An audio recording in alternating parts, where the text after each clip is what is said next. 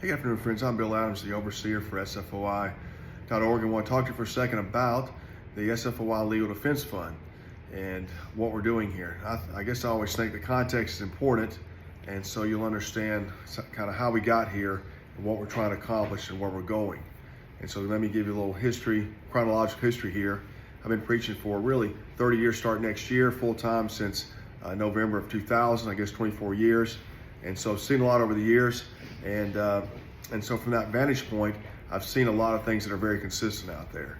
And that really necessitates kind of a need that we had originally for this process. So 24 years worth of ministry, seeing what's going on and understanding the big picture. Even the 5 years before that, I learned a lot of lessons. I was in different places and just have this sort of institutional knowledge, I like to say, of free speech and being out and about. That sort of helps guide me here. But again, just as a full-time matter, 24 years. All right, free speech, what we're talking about is in the public forum. A public forum is basically in a public area, right? A sidewalk, a park, things like that. There are other places where free speech is dealt with, a school, at work, things like that. It's a little bit different. The way I would look at it, public forum is going to be a place when it's wide open, that anybody can roll in any time and say what you got to say. And that's kind of the big idea, I think, according to the Constitution, that you can say what you want to say, you can make your case, you can start a movement, whatever.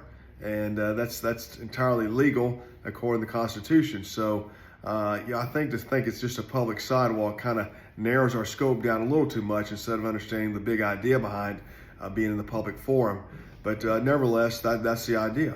And so most of our work, we're completely taking advantage of the public forum. And in cities, that is typically a sidewalk area, a broader area, out in front of an area where people, out in front of an arena or stadium or something like that, where people are coming and going. And that's typically a sidewalk. We do some work in city parks as well if they're having a festival there. And it's still the same idea, people coming and going. I guess you could also go in there and get in the middle of the park and try to bring people to you. That's not the way we do it. So typically we're more in a sidewalk environment, but still it's public forum. People have the right to say things, and I've seen people over the years, they used to hand out Starbucks coffee there in Atlanta and pass out flyers for this or that, selling tickets and the whole thing. I've just seen a ton of stuff over there. Cell phones, it seemed a little hot for a couple of years, probably 15 years ago. So that's the public forum. The United States Supreme Court consistently supports free speech in the public forum. There was a case a couple years ago, what was that group called out of Missouri that was going around and protesting at the funerals and stuff? It was really kind of a tough crowd, but that went to the Supreme Court and they ruled 9-0. They had the free speech rights to do it. And so the Supreme Court, even with a divided court, continues to support free speech. So what's the problem, you might ask? Well, the problem is typically this. You have about 3 or so situations that crop up. One, the authorities, the police, the security, elected officials, and so forth, they don't know what free speech law is. They don't know it. And you can't blame them. They don't really deal with it much. They don't know it. 2, you have people that want to come up and get rid of us. They know what we're doing. They don't like it, and they want to run us off. And 3, you have people who are just kind of irritated by our presence. They might be a vendor or something else, and they just go tell the police, hey, those guys are a nuisance, can you run them off? And the officer, whoever might come up and say, you guys got to go and you can't be here anymore. And those are the basic ideas, but they do happen and they're always out there. And so what happens when you're in our shoes and that happens, like the only standing we have is the law, but it doesn't work quite that way. I can't say I have a legal right to be here. And we get in this shoving match, so to speak, this dialogue, spiritual shoving match. We're trying to stand our ground. We're also trying to be a good witness. We're trying to see what the Lord's doing as well. Multiple things working through. But my point here is we don't have any standing. We ultimately can play a trump card and say, hey, if I don't do what you want, are you going to arrest me? And that can run them off or not. But I just, I don't really like doing that. I think that's, we're not looking for showdowns out there. We're trying to live by the law, do what the law allows to the fullest extent of the law, and not create problems, so to speak. So to that end, several years ago, I think around probably 10 or so years ago, we were having the Super Bowl was in Dallas, Texas, and I was trying to find a way to do some preemptive work. Preemptive work is really going in there and finding out what the rules and laws are for us before we got there, let an attorney do it, and they would tell us what the rules are, and that way we'd be armed completely, legally knowing what we could and couldn't do. Happened to find a firm, First Liberty, out of Dallas, Texas, and met a brother named there, Jeff Mateer. He'd been a really good friend, and so for several years, what First Liberty did is they would help us at the Super Bowl. We got about 100 guys rolling to a city. It's a huge event for the city and the NFL, and so we were trying to cooperate beforehand, know what the rules are. We didn't want to get into trouble, and there's a lot more detail to that, but we wanted to be able to be in the city and do what we came to do, and we're out there 8 hours a day, Friday, Saturday, Sunday, and not be interfered with, so they helped us do that. There came a time at the Super Bowl in Atlanta, I think 2019, they just kind of didn't want to help us anymore. They wanted to move on, so to speak, and so I was sort of put in a position to say, okay, what are we going to do now? Because I thought we needed the help, and so ultimately, I guess I can't remember all the things that we did. We sort of stumbled through a couple of things, I think a couple of years, but ultimately, I called Jeff one year, I think this was about 3 or 4 years ago, and said, hey, we want to try to find a local free speech attorney in the Chattanooga area. Can you help me find somebody? So he referred me to a guy named Jonathan Scrimeti. And Jonathan Scrimeti was working for the then Attorney General of Tennessee. And he said, hey, there's this guy, Nate Kennard. Why don't you contact Nate in Chattanooga? Well, it turns out now, Mr. Scrimeti is the Attorney General of Tennessee now. So I got a reference from, I guess, the highest, civil attorney in the land. That's what I would call him. And so Nate comes well recommended. So Nate started to help us. And he's helped us. He would help us on some of the events, do what was been doing. So what he would do is contact the city ahead of time, find out the rules and regs, and give us a letter that we have on our person, and we knew what to do going in. And that was the way it was working, and he was there to help follow up. And when there were some problem times, and that worked well. And then we just started what we did this past year is he and his friend Peter, co-worker together, we wanted to really get this letter for all of our multiple day events, and we did 30 this past year, and so we really wrapped up our efforts as the ministry grew. And so sort of a legal fund became necessary because the work was increasing. But here's the key thing to understand about this.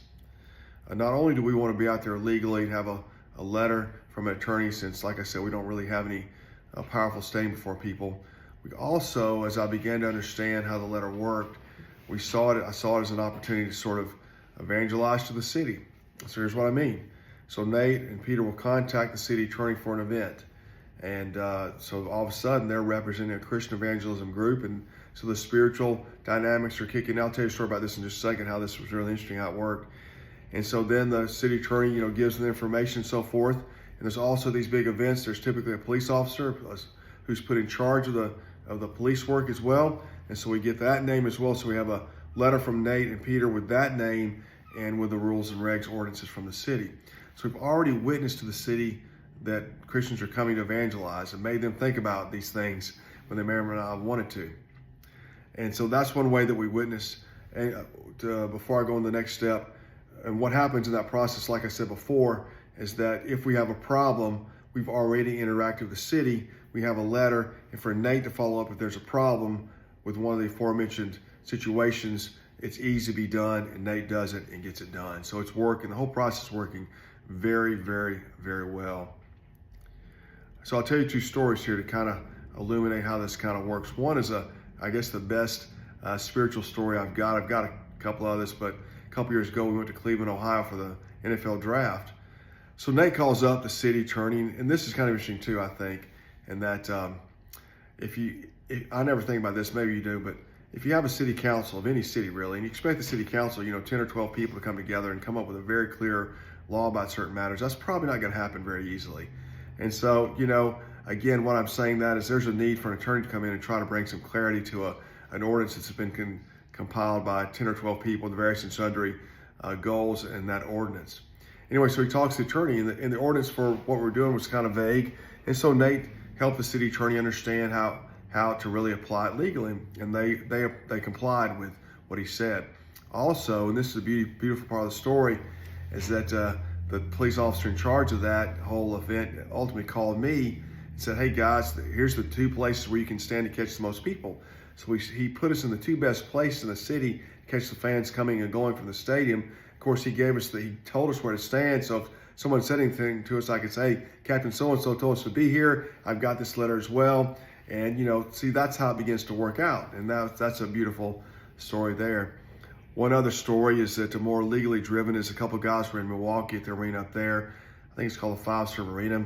And sure enough, the security came out and said, you guys can't be here. And they told the evangelists that it was private property.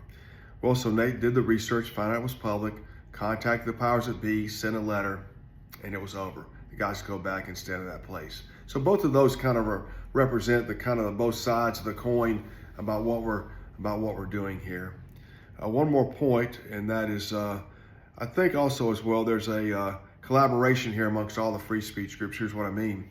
Well, we're really the only ones who are constantly out in the public forum, as I described it. You've also got free speech firms, ADF, Alliance Defense Fund out of Phoenix, First Liberty's work still, and they're working in schools and hospitals and here in business and so forth. So we're all working to the same end, and that is the support of free speech for Christians. And obviously we've had some problems with free speech in the United States the last several years. And so what I believe is this collaborative, cooperative work, even if we're not meeting down together, helps the whole cause of free speech. And I think we've seen the resurgence of free speech in the United States. So I think we are contributing to that as well.